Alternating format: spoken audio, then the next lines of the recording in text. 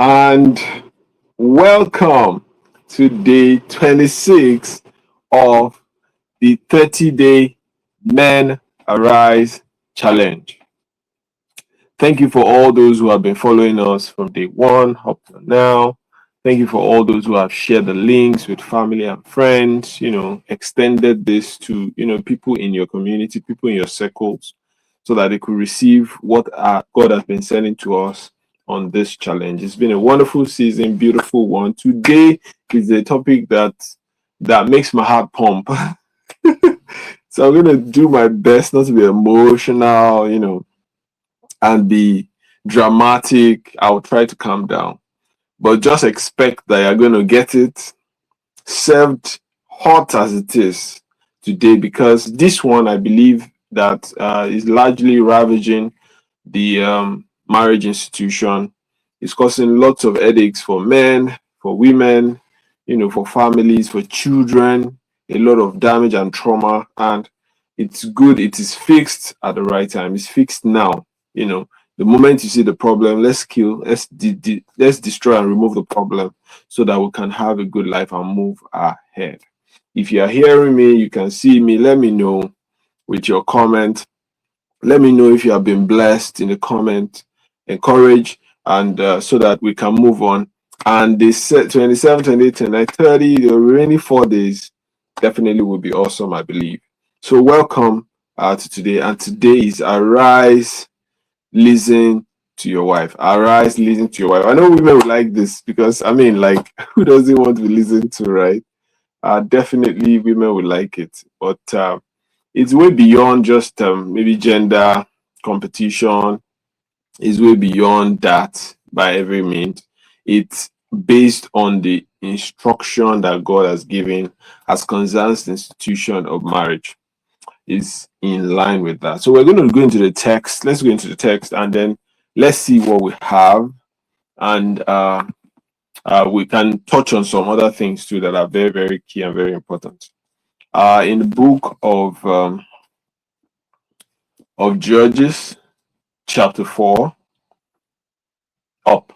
In the book of Judges, chapter 4 and verse 14, let's see what we have there. Judges, chapter 4 and verse 14. Okay, so I read. It says, and Deborah said unto Barak, this is a lady saying to a man who is like commander of the army, right? He said, Deborah said unto Barak, up, up. Yeah, up, for this is the day in which the Lord had delivered Caesarea into thine hand. Is not the Lord gone out before thee? So Barak went down from Mount Tabor, and 10,000 men after him.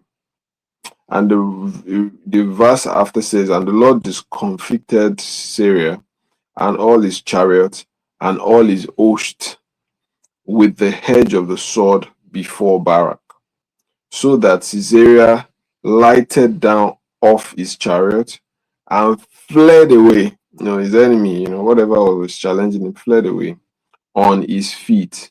But Barak pursued after, and he talked about another woman that also helped finish the work. Okay, so that's the text. What do you feel about that?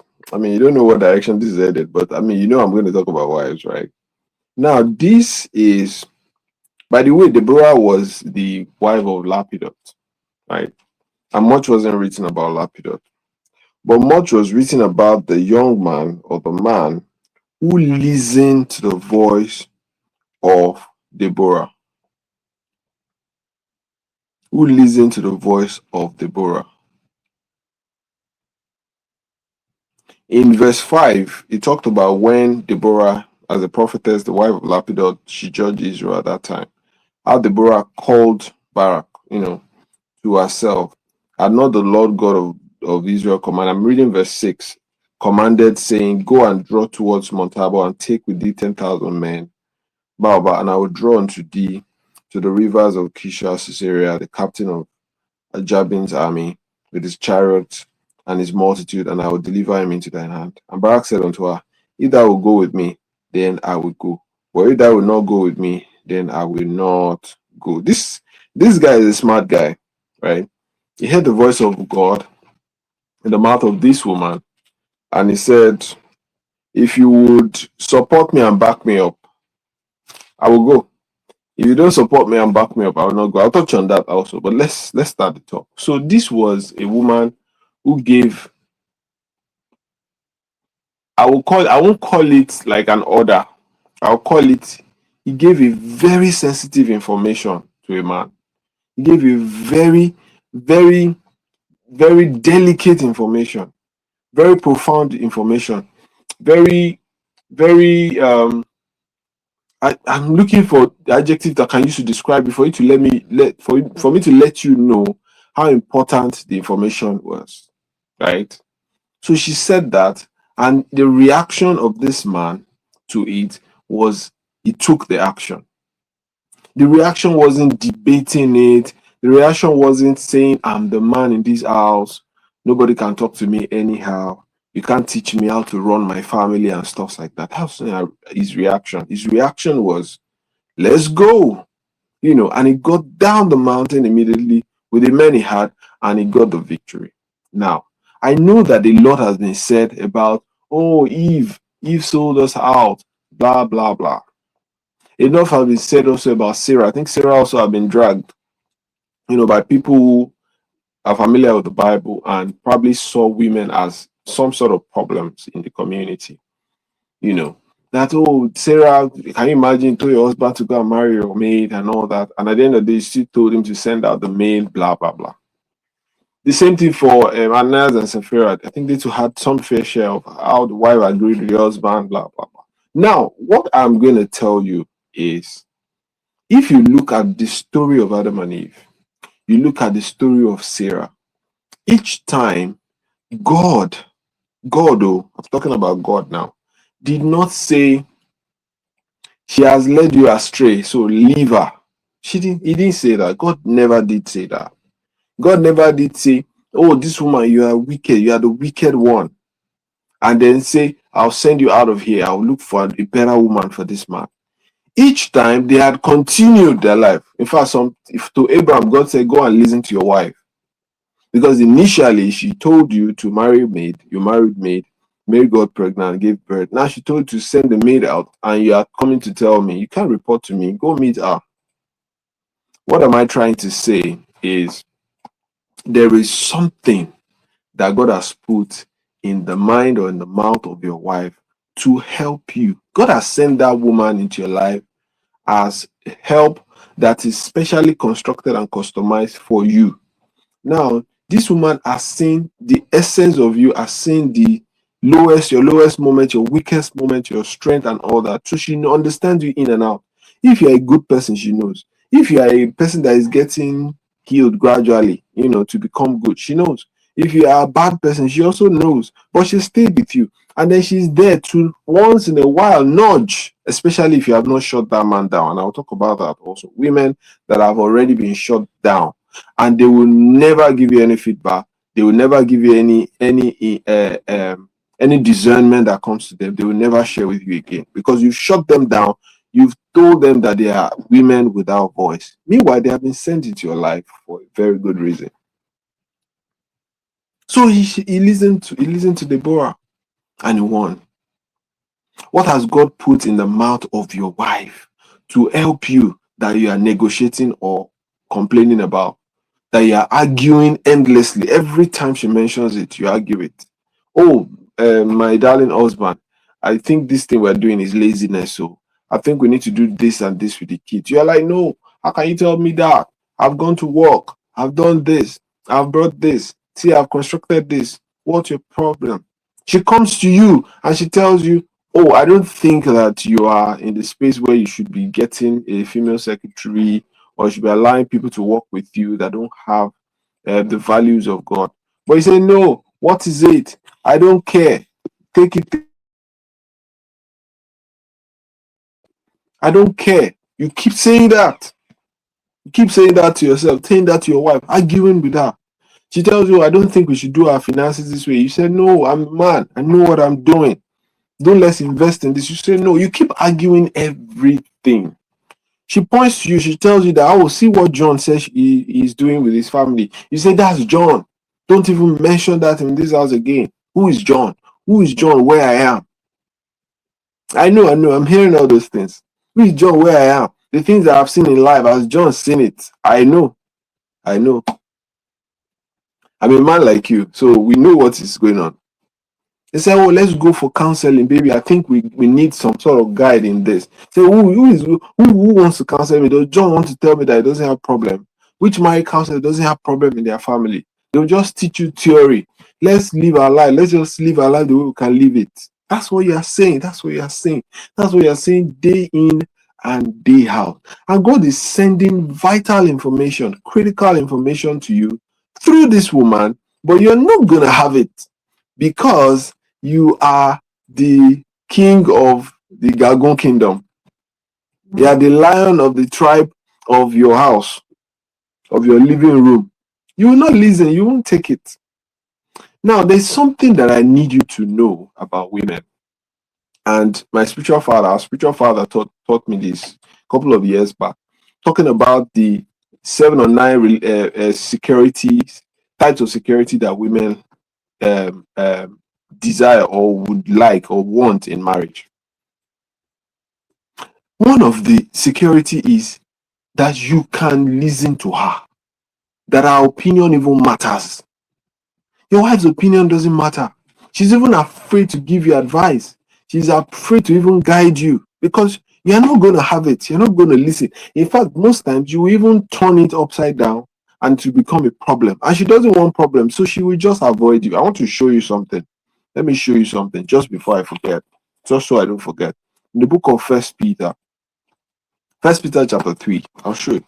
First Peter chapter 3, Peter, when they wanted to frustrate Peter, had to include this in the message that is sent out. That this is where you should live your life now, because I don't understand you people again. I read it. First Peter chapter 3, verse 7 says, likewise, ye husband. He has been talking about other things, right? Talking about how wives should, act in such a way that they can win their husband. And this is a story for another day. We're designing a course and it will be out soon, and it's for women who wants to learn how to work with their husbands, because most women don't know how to work with their husband. You got the power, you have the intuition, you have the blessings, you have the support that you can offer them. You have what can make whatever it is they are working on come out exceptionally, but you don't know how to deliver it. You don't know how to deliver it. You don't understand men to the point of knowing how to go about it. You don't understand your own men generally. You don't understand your own man. So we're going to work on that, and that course should be out soon. Please watch out for it. So he says there, he says, likewise ye husband, verse 7 of chapter 3, First Peter. Likewise ye husband, dwell with them according to knowledge. Dwell with them according to knowledge, giving honor unto the wife as unto the weaker vessel, as being heirs together of the grace of life, that your prayers be not hindered. A good number of men are not moving forward because you become so smart, so rich, so blessed, so busy that your wife's opinion does not count. Your wife doesn't have a voice in that marriage. She doesn't have a voice in dispensing funds. She doesn't have a voice in determining investments funnels or channels that you guys use. She doesn't have a voice in anything. Even the children, the school they go, she doesn't have a voice. She doesn't have a voice in even how you decorate your house. It's that bad. It's that bad. She doesn't have a voice. She can't voice an opinion, and you will submit your opinion for our opinion. No, because they have told you, you have heard somewhere, you have picked it in the Bible and cut it out of the Bible that you are the head of the home. So because of that, no other person says anything. So you are running your family as a form of dictatorship instead of leadership, rulership instead of as an exemplary leader. We need to change. You need to tell yourself today that I will listen to my wife. You need to tell yourself today that my wife's voice counts. A good number of men have their wife not doing as much as they would have done out in the world, because right in the under your roof, right in your bedroom, you've already made her a voiceless woman. So it will take so much for that woman, to take so much for that lady to be able to get to the point where they can even be able to begin to impact the world with what they got inside. Because the person that's supposed to be their number one cheerleader, number one opinion brainstormer, has shut them down and told them, "You're a woman, just sit there. I told you to sit there, just sit there." A good number of men that are acquainted with the Bible use the Bible and say, when the Bible did say a woman should not talk, that was the tradition then. That was the tradition in their own community. And at the end of the day, even in Old Testament and New Testament, you will find out that there are lots of people that did fantastic things. Deborah, Esther, Ruth, and co. Even a lot did fantastic things in the Old Testament. New Testament, the same thing. Prostitute, the one that they caught having sex, the one that had spirit, the one that had issue, they all still were disciples and they did wonderful things. Why are you shutting down your wife? Why are you making your wife voiceless? Why are you thinking that you are so smart that the opinion of your wife does not count? You are doing yourself a disservice, more harm than good. You are denying yourself of opportunities of blossoming, of expanding, of exploding into success. Your wife had told you that, oh, call that your friend. I think that your friend is a good friend. I think you call him. You said, no, he did me bad. He's a very stupid boy, blah, blah, blah. You can't listen to your wife. Your wife has said, oh, go and apologize to your maybe family member or to your parent and all that. You don't want to hear it. Your wife has said, oh, they said that we can do this counseling. Let's go for it. You don't want to hear it. So what you are doing is you're having less than what gave you. Because what God gave you as a blessing in a wife is being shut down and crumbled. Because the voice that she has, that she's supposed to use to improve your life, you are shutting that voice down. You are reducing the volume of that voice. You are telling that voice that it's not worth it. The opinion does not count. If only we can have men who will give their wife some hearing. Go all over the Bible. And the Bible seems even too far, right? It's in a book, it's been written about people that live. In the nowadays, go and ask questions and find out from people. Find out from people that are in the position of our fathers, the pastors, the mentors, and ask them how they are dealing with giving their wife a voice in the marriage. I had the opportunity to work, to be in acquaintance and to work with a very successful dude, very successful young man, finished first class, went abroad, studied his master's, worked in fantastic companies, in Africa, and came to North America, also worked with fantastic company and doing very well, in the tones of the millions. And I could see his work ethics. This man's work ethic is out of this world, like crazy. You can see him at 2 a.m., at 1 a.m., 2 a.m., 3 a.m. working, and he's still telling you, there are more things I need to do. There are more things I need to do. I need to do this. I need to do this. I need to do this. His work rate is crazy. He's a choleric to the core, at least to an extent I can diagnose him as someone who has worked with many people, someone who is a trained counselor. He's definitely a choleric. But I was in conversation with this young man, and he told me one thing. He said, John, most men are just foolish. I'm using his words right now. So don't drag me. It's not me that said it. Someone that is very smart, someone that is very successful said it. So whether I took it out of my mouth is your business. I'm just telling you what he said. He said most men are stupid because you do not respect the place of your wife. He said, John, I can't make any decision without my wife. He said something, I think I'm paraphrasing now, but he said something like that. Like, your wife is like the secret ingredient God has given you to your success, but you keep shutting her down. You don't listen to her. I've come across a couple in counsel before that the man has frustrated that wife. That wife has said, "Oh, this is how we should plan our life," and she was doing a great job. He was moving from, was in between jobs, and has been in between jobs for a while. So it was a concern, right? And the wife saying, "This is how we need to do it. Stop borrowing money from the apps and stuffs and all like that. Stop taking loans. Let's just focus on this. Let's do it like this, step by step, day by day." Even listen, oh, don't be an alcoholic, don't drink. He will still go and drink.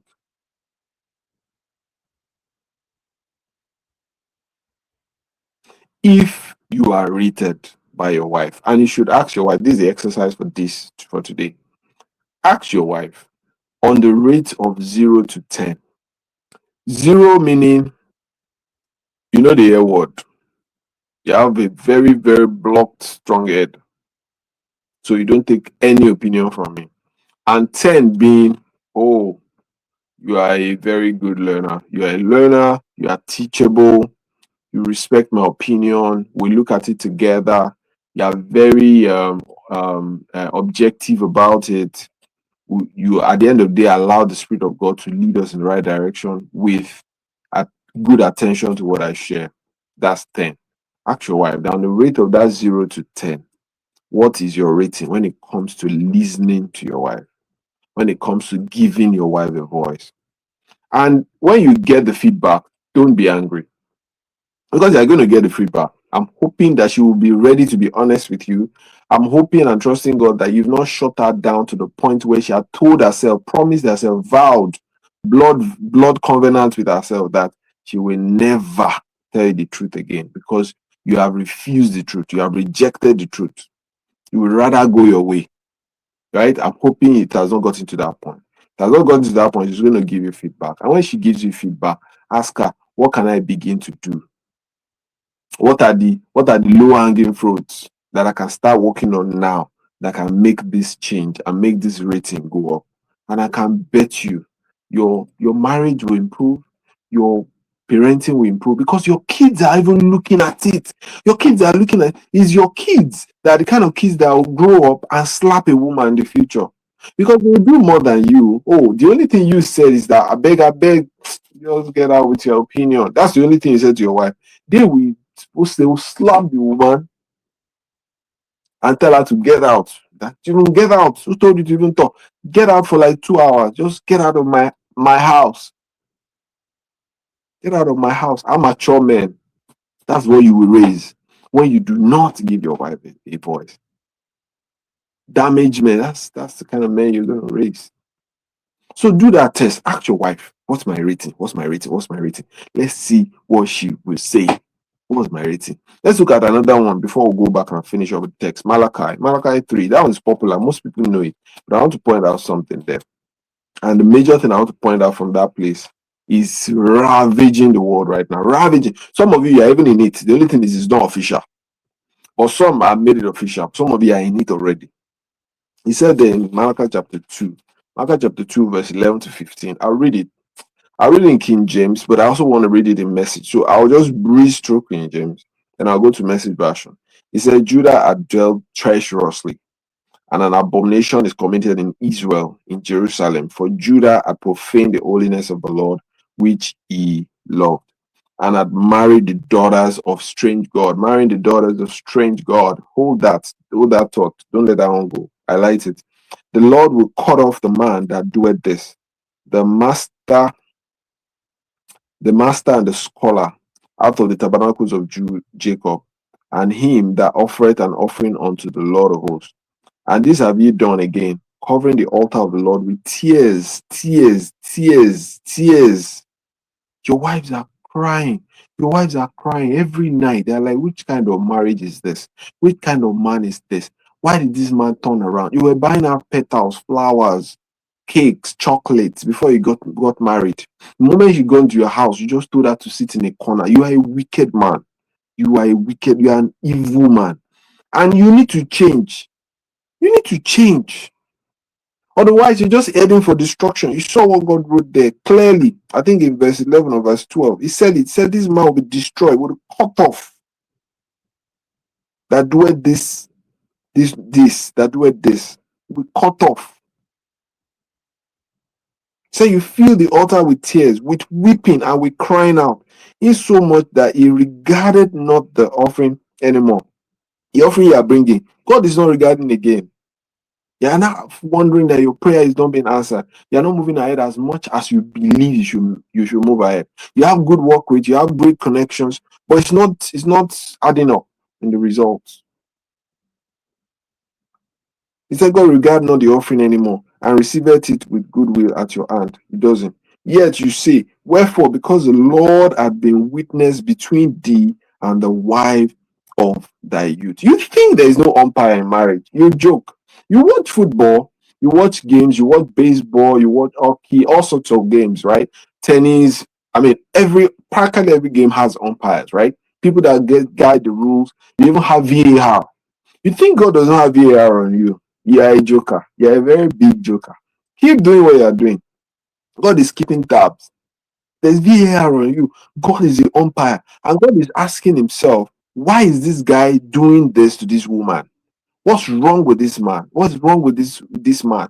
Why is this man going outside the deal? This is not the rule of this game. In the rule of this game, this man is supposed to respect this woman, honor this woman, listen to this woman, take our opinion, work with it, look at it together, and with selflessness, without fear of favor, decide the best in line with God's will for their lives. But no, you told her that, see, don't even tell me this. I don't want to hear it.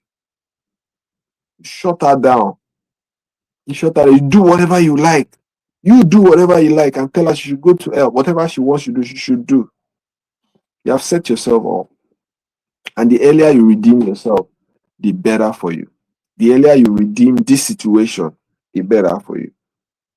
It says it there. Let me read 15. So because the Lord hath been witness between thee and the wife of thy youth, against whom thou hast dealt treacherously, yet is she thy companion and the wife of thy covenant. Now, this is where I'm going. It says, and did not he make one, yet hath he the residue of the Spirit. Wherefore, one that he might seek a godly seed. Therefore, take heed to your spirit, and let none deal treacherously against the wife of his youth. So in that verse 15, it mentioned that God has brought you and your wife together to raise godly seed. See the children that you are raising, they are not children that God will be proud of. Because God has created that institution so that you can be the model by which those children will be formed. But you are showing them wrong models. So they are forming. They will form anyways, right? Because they're their molding years, right? They will form. But they are forming into the wrong picture, wrong image. Because you, that's supposed to be the proper image, that's supposed to create the conducive environment, you have made the environment toxic, you have made the model damaged. So the generation that is supposed to be preserved, they're supposed to preserve the identity of God, the personality of God. They are not retaining that genes. They're not retaining that identity. They are instead getting corrupted entity, corrupted identity, corrupted gene.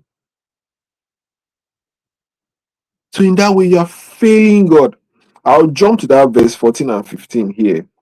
Verse 13 to 15.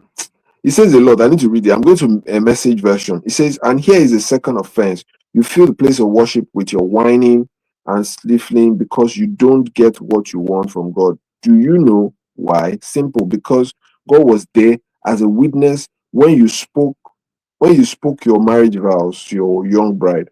And now you have broken those vows, broken the faith bond with your vowed companion, your covenant wife. God, not you, made marriage. His spirit inhabits even the smallest detail of marriage. And what does he want from marriage? Children of God. That's what he wants. Children of God, that's what. So guard the spirit of marriage within you. Don't cheat on your wife. Then verse 16, the one that breaks the back says, I hate divorce, says the God of Israel. God of the angel army says, I hate the violent dismembering of the one flesh of marriage. So watch yourself. Don't let your guard down.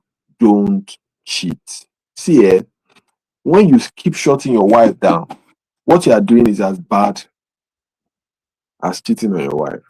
And what you are doing is as bad as divorcing. Now, for those that are actually even cheating and divorcing, you have more problems. You have more problems because you are not only not just listening to that wife, you are crushing her spirit. You are not just not listening to your wife, you are damaging the children.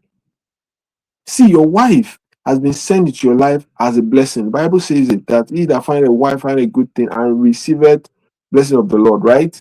That blessing can become curse for you when you do not take care of it properly. I can give you an example. Like, let's say, for example, you have something very priceless. I don't know what I can think of. Maybe I can think of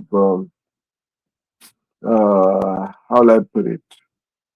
I don't know. You can think of anything. Phones, laptop, wristwatch. Imagine you have that thing, right? And you want to wait. You must wait, right? Okay, let me use clothes. You have a fantastic tuxedo, fantastic jacket, fantastic clothes they've given you, and this clothes is supposed to cover you up, supposed to make you nice, make your life better, make you look mature, make you look well put together. But every morning when you wake up, you go to that tuxedo, you go to that jacket, you go to that suit, and you tear something, you puncture a hole in it, you tear something in it, then you wait, you go out, you come back again. The next morning, you go, you tear something, or you spray one paint on it, or you smear it with dirt, or you burn some part of it, then you wait again and go out. Then you keep doing that every day. That clothes has come into your life as a blessing. That clothes is meant to beautify you, beautify your life. But that coat has now become a curse for you because each time you puncture it, you tear it, you smear it with dirt, you mess it up with paint, you trample it on the ground, you mess it up in mud, you still put it on and go out. You don't know that is not becoming who you are. That thing you're trashing, that wife you're trashing, that wife you're messing up, that wife you're not listening to is your identifier. Is your identifier. So even if God comes and God says, oh, I bless somebody with a nice, fantastic tuxedo or fantastic jacket, I want to give him something else. Let's go and meet him. God is wondering, this cannot be the person because I didn't give him a torn jacket. I didn't give him a messed up jacket. I didn't give him a dirty jacket, but that's what you have on because you messed up the beautiful thing that God has blessed you with. You got to change. Senior man, senior man, senior man, listen to this whatever number of times you want to listen to it, right? I'm sure you're going to get what God has for you.